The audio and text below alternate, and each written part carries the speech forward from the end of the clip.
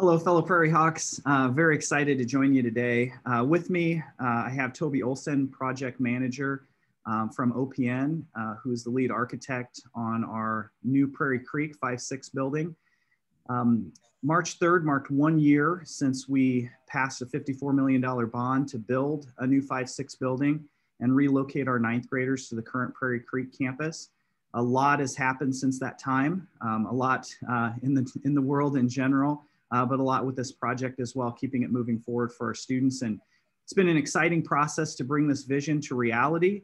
After the bond was passed, we set to work in looking at the initial vision for this building, factoring in all of those factors, such as making sure that it seems and feels smaller than it actually is, that it's able to house 1,200 students eventually, which brings our capacity per grade level in our district up to 600 students, which will accommodate growth likely for the next 10, 15 years.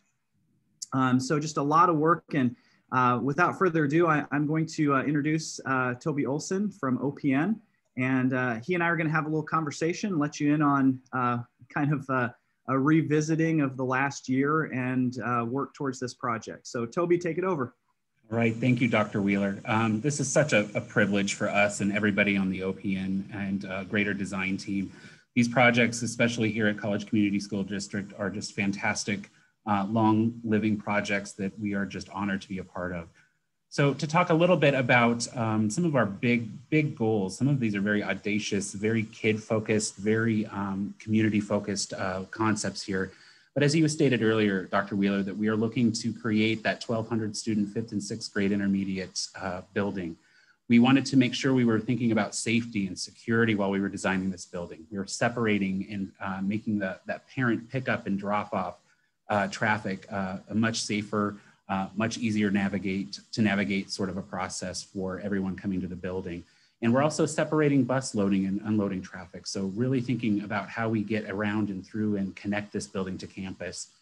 We're also looking to really enhance the way that you all here at College Community School District can deliver modern and flexible learning and collaborative spaces.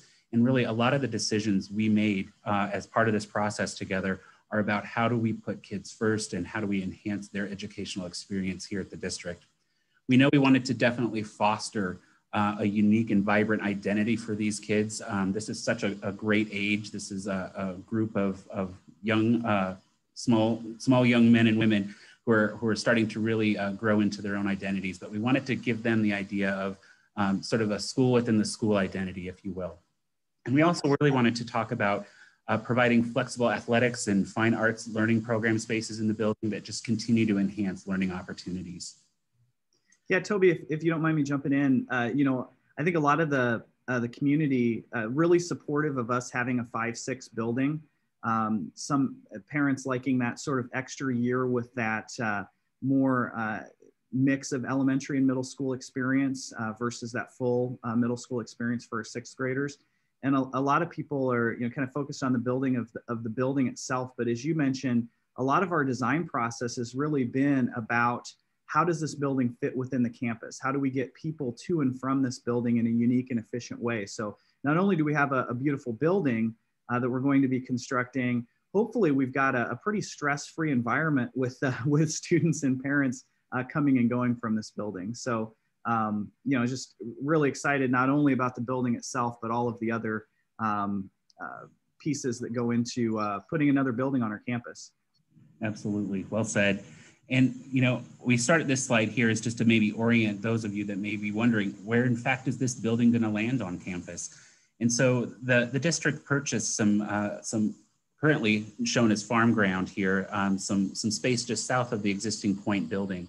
And so we're looking at taking the northern sort of half of that plot of land to locate this facility. So as you know, we're expanding, we've got growth here. We really wanted to be conscientious of that and how we fit in and connect to campus. You can see in the image on the right, we've got a future roundabout that's going to be coming in here that's really going to help the flow of traffic in and out of the immediate connections to Kirkwood Boulevard. To the north of the building, we have a future athletic fields, but we also are showing that space is where we're going to be locating our geothermal well field. And that's something in design we talked a lot about, is this the right investment we want to make? And absolutely, when we think about sustainable long-term appropriate decision-making, that was one that really bubbled to the top of, yes, we got to make sure that this building is a sustainable place for everybody. Toby, we did about 25, 26 sessions in the community, in all of our different communities. And you'd be surprised the number of times that geothermal question came up. It's almost an assumption that any modern building would be equipped with geothermal, just from a responsibility standpoint, from a energy use standpoint moving forward. So we're excited about that. We explored other options, and really it is an investment up front, but the investment definitely pays off as the years go by. So we're excited about heating and cooling another building with geothermal. We have that on campus already. Absolutely. You can see too here, we've constructed a series of roads that connect the building to Kirkwood Boulevard, and also, again, like we talked earlier, are desegregating those parent drop-off and bus traffic zones. So this front-facing Kirkwood Boulevard-facing portion of the project is really where parents are going to be dropping their kiddos off for the morning and coming to school. We have bus traffic really located towards the non-Kirkwood Boulevard-facing side of the building, making sure that we're keeping those kind of modes of vehicular circulation separate.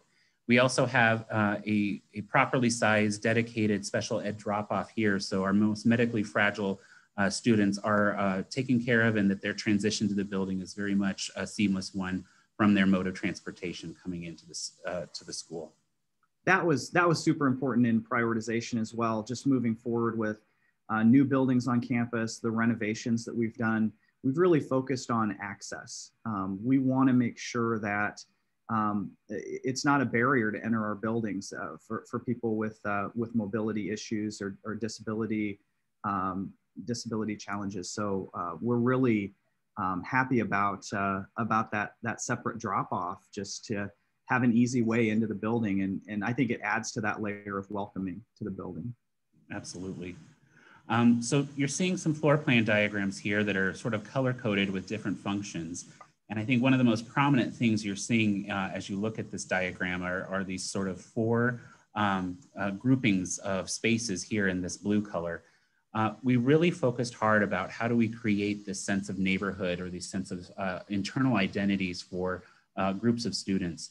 So these neighborhoods are offering a group of students and classrooms the opportunity to also collaborate well with each other. So this is sort of a new thing for the district. And Doug, I don't know if you maybe want to weigh in on that a little bit. Sure. So our two newest elementary schools, Prairie Ridge and Prairie Hill, were the first buildings to feature, this sort of concept of a common area with classrooms flanking it. There was a movement, prior to us putting installing walls at Prairie View for the open classroom concept in the 70s and 80s. And this is really a good combination of those two needs, where you have that need for that sort of more contained classroom experience, and then that need to collaborate in a larger space. So that it really does fulfill both needs. And we're seeing that work very well in our elementaries, and looking for collaboration spaces and installing collaboration spaces in our renovations in our elementaries as well. So it was really a way to just enhance that learning environment, make sure that learning environment is flexible enough to enhance the work that students and teachers are doing together.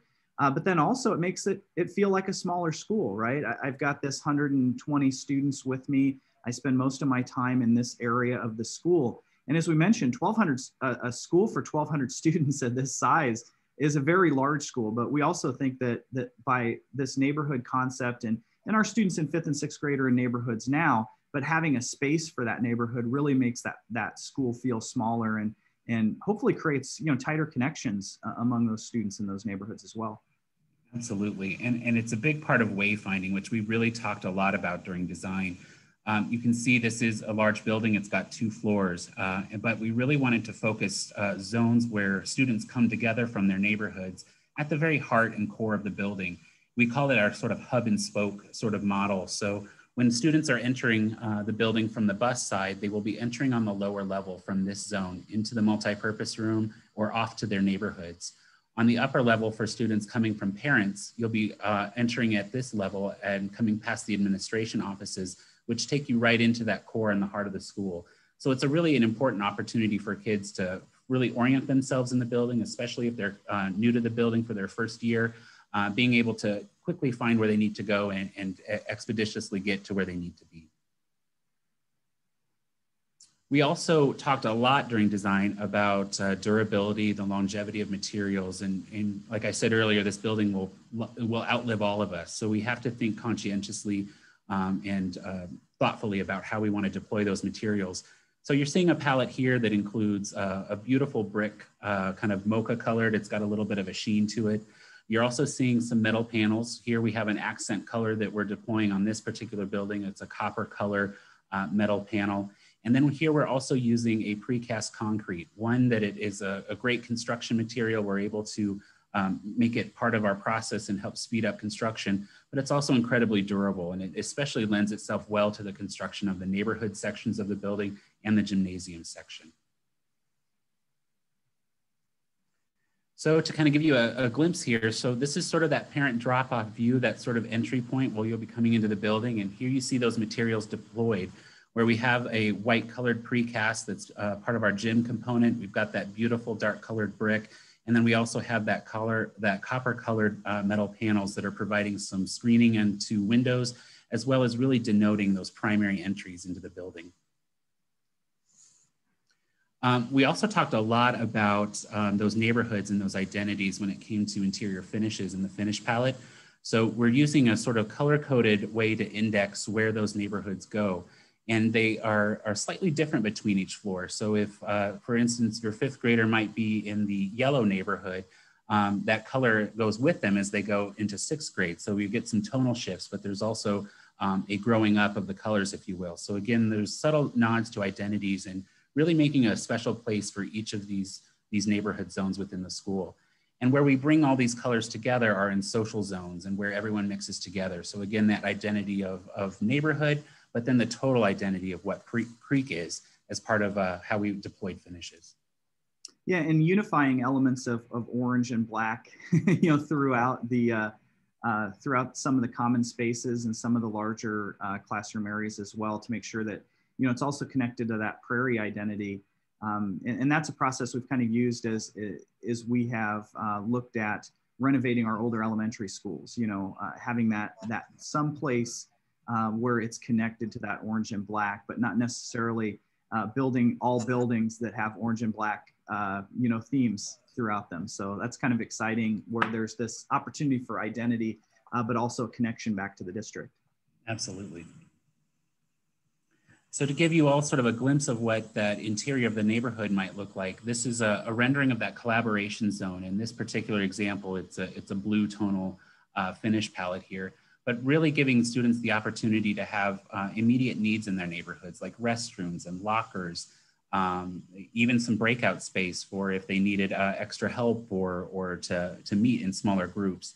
So it really is a functional space. We've got great views to natural light. We've spent a lot of time thinking about natural light and how that affects learning and how that's a big part of the building design. So you're going to see we've optimized where it's possible the ability to get natural light in these spaces. And also an example here of bringing those color finishes together and kind of creating that unity element. Here is a glimpse of the multi-purpose rooms, or excuse me, the library space in the building. So we've got the ability to bring some clear story natural light in. We've got then those finishes deployed, and this sort of notion of in these zones, this making of your mark. Again, that fifth and sixth graders really want their own sort of identity and to leave an imprint of themselves wherever they go. So that was a big part of a design thinking that we came up with.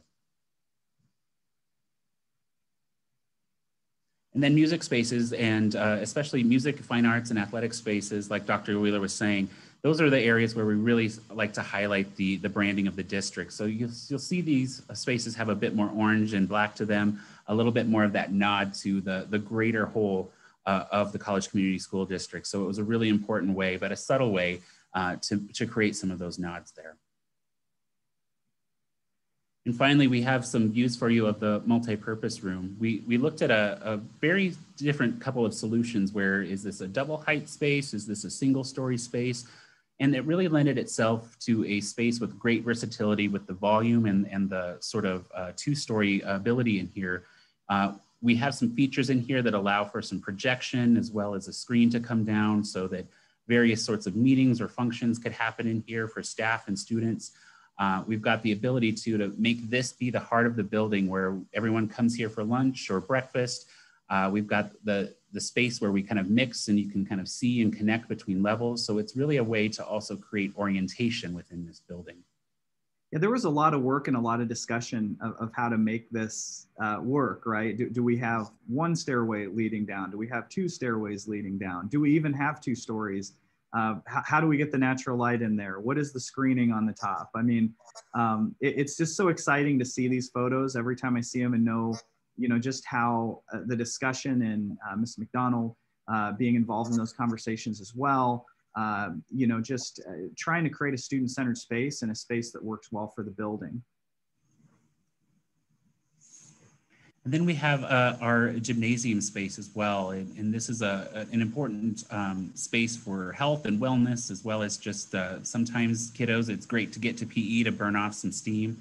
But we have a very flexible space here too. And again, all of these decisions are about how do we enhance and make the educational experience of students better. This space is no exception. It's got the ability to be subdivided with drop-down curtains into 3 middle school sized courts, or we could have a single large high school sized court. It can be a space that can be configured to host musical events or concerts or those sorts of events. There's the ability to have projection and sound in here. So it's a space that is doing a lot of different duties, a lot of different needs. You're also seeing here, especially on that image on the right, some visual connectivity to the playground space beyond. So this gymnasium allows for the ability to also have PE lessons outside if there's a unit where maybe it's track and field and we want to get outside and actually enjoy some of those warmer months of the school year. So it's a space that really does a lot for the district and makes it something available for anyone coming to the building. Yeah, and really you think about those 3 middle school sized courts, the way that it's used during the day for educational purpose, for our physical education programming. We had originally envisioned this to be very similar to Point or to the current Creek, where there'd be a wall and there'd be a larger gym and a smaller gym. But once we started getting into the design and thinking about how this space could be used, not only during the day, but beyond the day, and adding that space for performance so that, when it comes time for all of those elementary performances that happen over the course of a couple weeks, a couple times a year, and being able to provide another space for that to occur as well. It just made sense to, with this design. I think it ended up to be much better than what we envisioned. But lots of discussion related to this space for sure. Indeed. So with that, I thought maybe we could do a little bit of a fly through here. Yeah, that's exciting. This is the exciting thing. Every week, we meet every other week, continuing, with this project as we continue to narrow in, and super exciting to see this view. So I'm just excited to let you take the sort of, I don't know if you're the pretend drone, flying through the building, and maybe we can chat about a few things. But this is just really exciting to share with our community. So. Absolutely. Well, it's amazing what our software enables us to do today. This wouldn't even be possible in just a few short years ago. But what we're showing here is that, again, we're looking at the parent drop-off here. So to my left is where Kirkwood Boulevard would be. We've got our special ed drop-off here to orient you. And then you're starting to see those neighborhoods, those sort of rectilinear projections here, looking out towards an actual creek bed. Where our neighborhood kids are going to be. But just to kind of orient you as we kind of drive up towards the building, if you imagine if you're coming here for the first time and dropping your kids off, this is where you would be having them come and enter the building. So welcoming Plaza, we've got a canopy to really denote that entry to the building. And then we've got some administrative offices space to help supervise and keep an eye on what's going on outside. As we kind of start to pan around the building, you'll note that where we transition from our brick material, we've got then our precast material, and we've got an opportunity to really celebrate the building's identity. So we're showing a sort of perforated metal sign element here that just really gives a sense of identity to this building.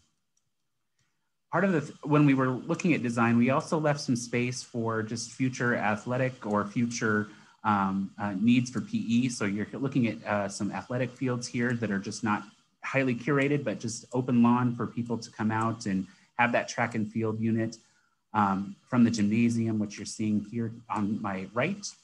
And as we come into the playground area, this is a really wonderful space. We spent a lot of time thinking about this, where security and supervision were really important. We also looked a lot about what is how do we do double duty with the amount of paving that we need for basketball courts and 4-square courts, and how do we maximize that with our required fire truck turning radius requirements. So here you're seeing that playground space that is flanked on 3 sides of the building, just keeping everybody contained, but definitely giving everybody a lot of breathing room to move about as they need to. And then there you're seeing that glass facade here is where that multi-purpose room is going to be showing up later here as we continue to fly around the building. So as we round the corner, you're starting to get a glimpse then of what the neighborhoods look like. So we've got that lovely textured precast concrete material. We've got glazing and windows and natural light into every classroom, which was a big deal. So part of the building form itself was derived by the need to get natural light into student-centric spaces. And then those collaboration zones, if you remember from that slide before, those windows are all facing this direction. So we get views to trees and nature and just really a great opportunity for a focused sort of view. And I just wanted to note, on the precast, it's a material that we haven't used before, but it's come so far. When we started talking about it, I think we all have that sort of vision of that really generic, boring precast concrete panels. Right. And really, with that texture that we're adding there. And this is just an example of us really looking at every aspect of this building to make sure that it meets the needs of students, so that as we are getting things into budget, right, to deliver a building that's within the budget that we have, we don't want to sacrifice student spaces, right? So we look at a variety of different things, and precast was something that offered us an opportunity to continue to not have to look at reducing other spaces, right? Using things differently. And it's just come so far. And I think that just the mix between the brick and the precast and those copper panels really is going to be a very attractive building. Absolutely, Doug. And it is. It's a way that we are maximizing every dollar that's been allocated for this project to do double, triple, quadruple duty, that we can and really make sure that those dollars are well spent and doing the best they can for kiddos. And looks like we're going to go inside. This is exciting. So as we kind of come in our Kirkwood side front doors, this is where, as a parent, you might come into the building. We have our entry into the administration offices here, where we have attendants and school secretaries would be there to greet you. On the opposite side of that entry, we've got our counseling services. So they would be also part of that entry sequence and a part where parents might come in. We've also got a really great branding opportunity to celebrate that Prairie orange. So we're seeing that deployed in a really cool way with a constellation of lights above us that kind of recall what you saw on the canopy coming in. So kind of bringing in some of those outside architectural elements into the building. And as we come deeper into the building, we get our first couple of glimpses of that multi-purpose room space, where we have that first staircase and its twin across the way with this perforated metal scrim here that really kind of keeps everybody safe and contained, but gets all of that lovely borrowed light and all of that kind of interaction with that vibrant heart of the building. To our right here is our media center, our library. So again, that landmark space in the middle of the building. Definitely a space where lots of people will come in and use that space. And you're seeing some of those finishes deployed where we're bringing in some of those neighborhood colors on the floor. And again, that idea of making your mark and celebrating that age group. As we kind of continue down the space, we'll go take a little peek into a neighborhood as well. We've got a couple of world language classrooms here that, again, we're trying to borrow light everywhere we can get and have that transparent ability to see and be seen. And every neighborhood has its own sort of entry. So we've got some metal panels here that are cut to kind of give a sense of identity, and then the color selections as well. And then coming into that neighborhood, students would be able to drop off their books and their snow boots and their coats. And then also there's restrooms and support spaces for them right within their own neighborhood. So it sort of keeps them contained as well from a need to wander the building to go find a restroom or get a drink from a drinking fountain. The classrooms here also have some color deployed at their entry. This collaboration zone is really just a fantastic opportunity to utilize and bring flexible learning out from classrooms and collaborate among classes. And just to kind of give you a peek, great natural light, teaching wall, and collaborative furniture help kind of round out that experience in the classrooms. Yeah, this isn't the really hard plastic Iowa prison industry sort of chairs and desks that we probably experienced as youth. So, I mean, it's so important. Not only is the building important, but the furniture and the furnishings within the building is important as well. Absolutely. And those desks that are envisioned for there, you know, obviously we've deployed those in other areas throughout the district. They can be configured as individual desks, much needed during current times during the pandemic, or they, you know, in other times can be configured into table settings for students for collaboration. Absolutely. So as we kind of come into the multi-purpose room here, I kind of flew. Your student might be more walking. This wonderful view to the playground. So oftentimes too, there's this sort of biophilic way that we sometimes approach design too and brain growth and development. But you get the opportunity to connect with the outside. You know what time of day it is. You know what the weather is. You can see students. There's all sorts of active and passive supervision happening here for safety and security. And again, the ability to seat 400 students in a cafeteria for lunch it's a big space. Kitchen lines and servery would be behind here. We kind of see some roll down doors here in a closed position, but that's where your students would go to get lunch or breakfast in the morning. And then again, right here is where we would have our bus drop off. So this is where if your student arrives by bus, they would come through these doors and go straight into their cafeteria here, or they go up to their neighborhoods or down the hall to their neighborhoods. And we'll take a little spin over here towards some of the Encore classrooms and athletic spaces. So as we kind of pass through the cafeteria zone, we'll go through a set of double doors here that will be on hold open. So that would be largely open for people to pass through. But we get into the area of the building where we have fine arts and music and Encore classes. We have our two art rooms side by side here, where students would be able to access a kiln and all those good things that they need for art class. We've got then our general and vocal music spaces here as well. So some visual connectivity there, and also the ability to get into our instrumental music here. And we'll kind of, also what we wanted to note is that this particular building has a storm shelter in it. It's now a code required thing, but it's a great safety feature. So part of this level is where we've located the storm shelter for those sorts of emergency events.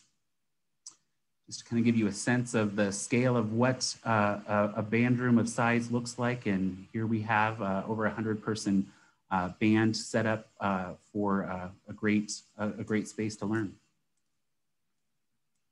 These are really exciting spaces.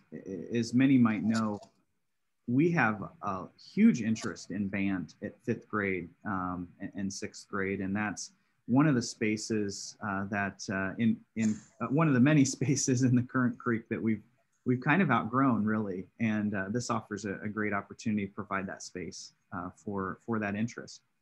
Absolutely. And then now we're getting into where our activities interest would be. So there might be an ability, these doors take you out to a vestibule that takes you out towards the playground. But these doors here behind me, where I'm kind of panning to, those can be locked off to create some after hours access for athletics spaces here. And so we'll take you into the gym now as we kind of go past our awesome Prairie Hawk branding wall and take you into that space to see what that kind of feels like. So here you can see in this particular image, differing from the one you saw before, we've got the drop curtains deployed, so separating it into those 3 middle school courts. And then here we also have some wonderful natural light to our right that gets us some great opportunity to get some sunshine into oftentimes gyms. You never know what time it is when you're in one, but gives you a sense of how we can divide this into multiple different configurations to really serve a very flexible need for students. So then we'll kind of just pop outside and maybe kind of orient you all again. So again, we've got our playground spaces here that we can easily step outside if we need to for PE. And circle back up. So Doug, is there any area that you want us to look at again, or does that kind of give us a sense of where we're headed?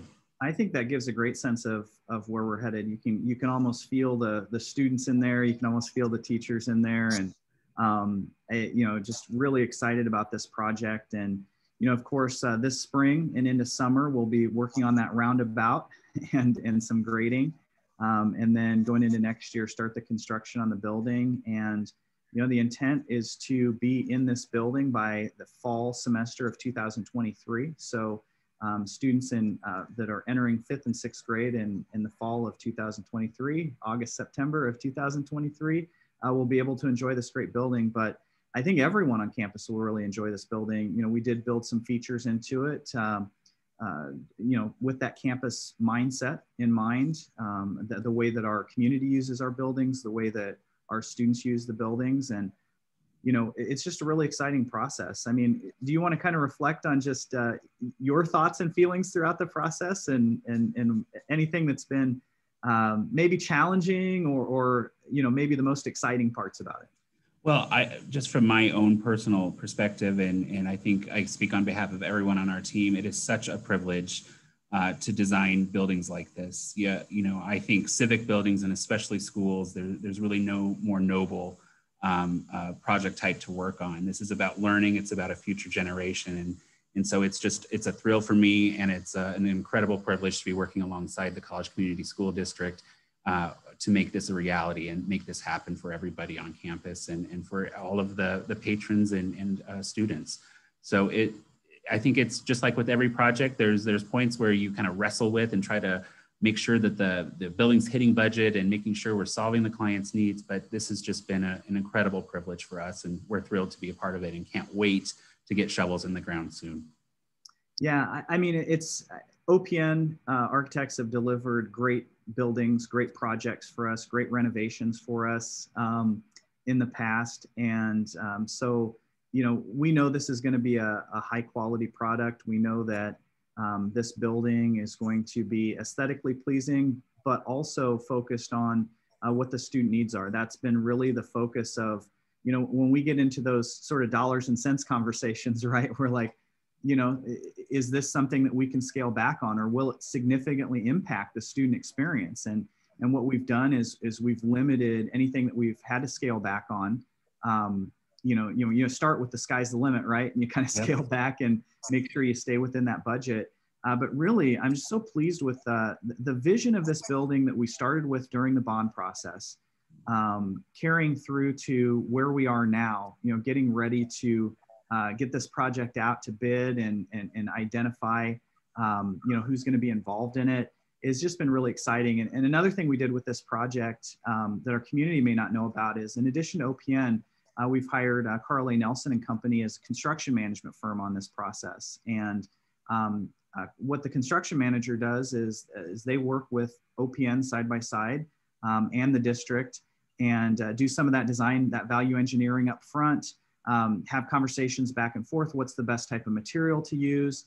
Do some extra research. It was having another voice at the table that represents, we like to say representing the district, but when we mean that, it's really representing our taxpayers, our families in that process. And, just Carl A. Nelson, OPN Architects, our district, Mrs. McDonald, the current principal of the current 5-6 building, It's just been really exciting, and we're really excited to share this with the community, and hopefully this gave people a little taste of what they're going to start seeing in 3D sometime soon.